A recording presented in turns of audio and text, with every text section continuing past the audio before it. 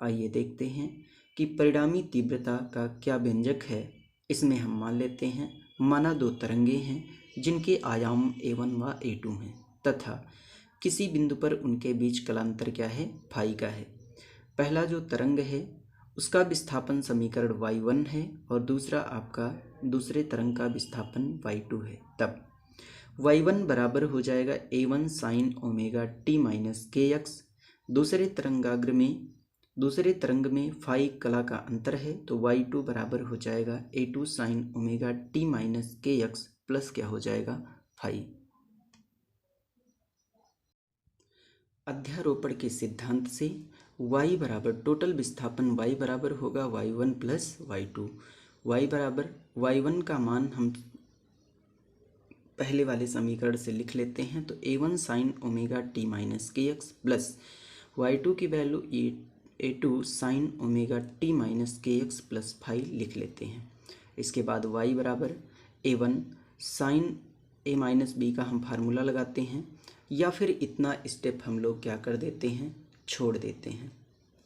इतना स्टेप हम लोग छोड़ करके आगे बढ़ते हैं तो y बराबर आपको मिल जाएगा a1 sine omega t minus के एक्स, इसको कुछ डिस्टर्ब नहीं करते हैं, plus a2 sine a plus b का फार्मूला लगा देते हैं तो sine a into cos b, ये इतना बन जाएगा आपका a और ये आपका बन जाएगा b। तो sine a into cos b, a के स्थान पे ओमेगा t माइनस के एक्स है तो sine a into cos b, b के स्थान पे फाई है तो cos phi plus a2 cos a into sine b, तो कास ओमेगा t माइनस के एक्स इंटू क्या हो जाएगा, साइन फाई।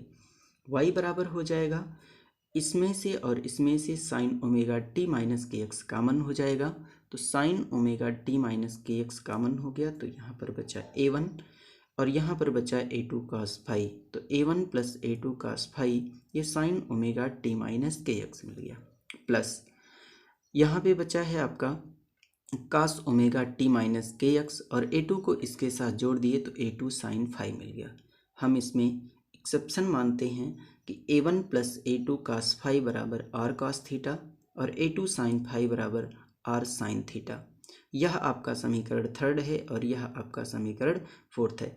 इसके पहले आपका y1 जो था वह समीकरण फर्स्ट था और y2 जो था वह आपका समीकरण सेकंड था, जहां कैपिटल R और थीटा आपके क्या हैं, नियतांक हैं।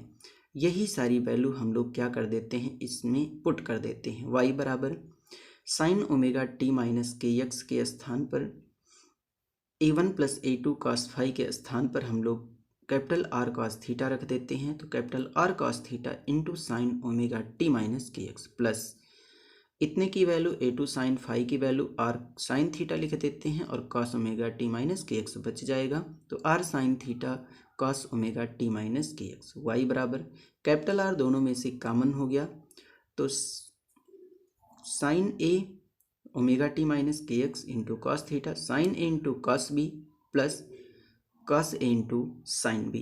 तो इस तरह से आपको मिल जाएगा y बराबर capital R sine a plus b का फार्मूला बन गया तो साइन ओमेगा t माइनस के एक्स प्लस थीटा मिल गया। समीकरण थर्ड और समीकरण फोर्थ को वर्ग करके जोड़ देते हैं तो इधर का वर्ग होगा तो R square cos square theta plus R square sine square theta बराबर a1 plus a2 cos phi का होल स्क्वायर और प्लस a2 साइन फाई का होल स्क्वायर। आर स्क्वायर बराबर आपको मिल जाएगा a1 स्क्वायर, आर बराबर आपको मिल जाएगा आर स्क्वायर बराबर मिल जाएगा sign square theta plus cos square theta plus equal 1 हो जाएगा क्योंकि आर स्क्वायर इसमें से कॉमन हो गया है तो a1 square plus a2 square plus 2a1 a2 cos phi. तीव्रता आयाम के वर्ग के अनुक्रमानुपाती होता है, यानी आयाम जो तीव्रता है I वह आयाम के वर्ग के अनुक्रमानुपाती होता है तो I प्रोपोर्शनल a स्क्वायर, यानी I बराबर बराबर लगाएंगे तो एक कांस्टेंट आएगा वह k आएगा k इंटू a स्क्वायर। तो हम लोग जानते हैं कि I बराबर क्या हो सकता है, k का इस समीकरण में मल्टीप्लाई कर देते हैं तो I बराबर के आर स्क्वायर प्लस के a1 स्क्वायर प्लस के a2 स्क्वायर प्लस 2 के a1 a2 cos phi. I1 बराबर के A1 स्क्वायर आयाम A1 के लिए, तो तीव्रता I1 होगा, I1 बराबर के A1 स्क्वायर और I2 बराबर के A2 स्क्वायर। यहाँ से I बराबर हम लोग देख लेते हैं, तो I बराबर I1 के A1 स्क्वायर के स्थान पे I1 प्लस के A2 स्क्वायर के स्थान पे I2 प्लस 2, यहाँ पे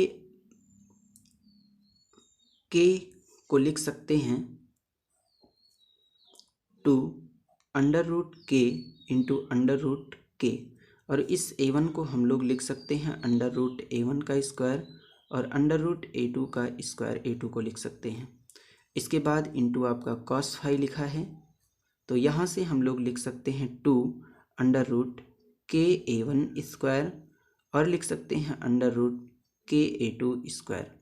ध्यान से देखेंगे तो 2 अंडर रूट ये आपको लिखा है I1 और यह लिखा है आपका I2 और cos फाई ऑलरेडी था, तो यह आपका मिल गया cos फाई, यानी I बराबर I1 plus I2 plus 2 under root I1 I2 cos phi. समपोषी व्यतिकरण के लिए आपको अधिकतम तीव्रता के लिए cos फाई की वैल्यू कितना होना चाहिए, 1 होना चाहिए।